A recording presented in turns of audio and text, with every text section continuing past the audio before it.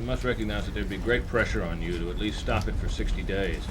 Are you intent on not doing that?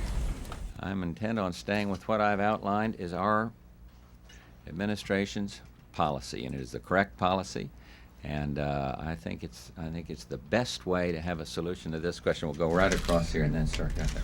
Mr. President, back to Helen's question, this sort of sense that's developing that, let's say, the John Tower fight is sapping you of your ability to get on with other issues. How long are you willing to fight this fight, let the debate go on? Are you ready to now call for them to have a vote, say, today or tomorrow, just to get this behind you one way or the other? No, because, Leslie, first place, there's two major principles: fair play, and secondly, the right of the president to have historical right, to have who he wants in his administration. And I've heard a lot of judgments on Tower based on reports, varying people reading the same report and coming out with different judgments. I want him. I believe he is the best man for the job. There are a lot of historical precedents behind my desire to have him, and you might say right to have him, barring any very clear reason not to, and therefore I will stay with it. And secondly, it's the Senate that controls when they vote or not, and I will leave that to Bob Dole and to George Mitchell, both of whom I think are conducting themselves very well. May I ask This you is a follow-up, yeah. a question about the chain of command question, because the senator admits to excessive drinking, which would disqualify him for a job in the so-called chain of command. Does this not disturb you at all, that that's the qualification for a job? No, I think he'll measure up to that qualification. Indeed, he has said he'd never touch another drop of liquor, and you'll have 25,000 people in the Pentagon making sure that's true. So here's a I'd say a fail-safe guarantee. Doesn't bother me.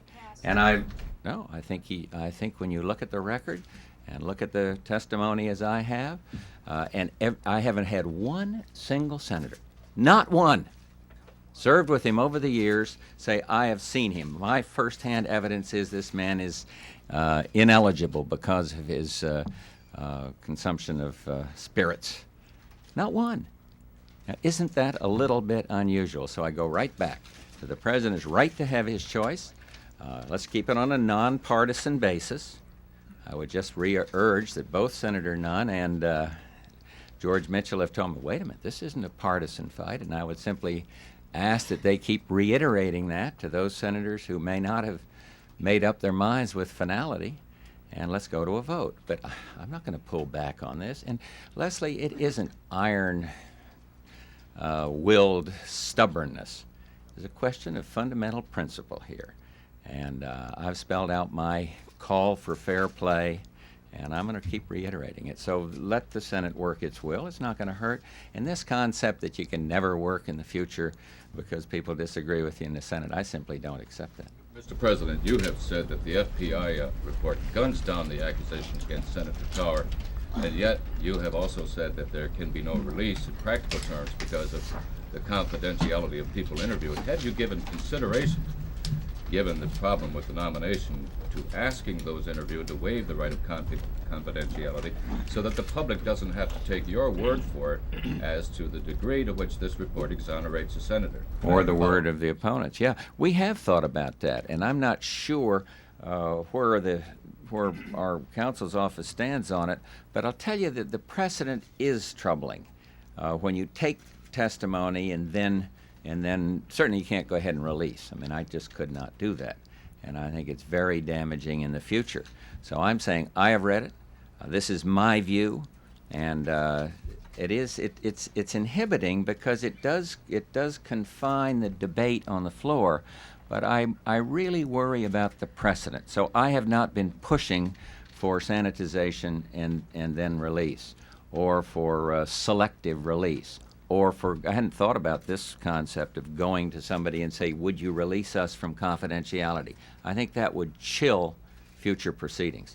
Let's go back in the back. We're not right in the middle back there.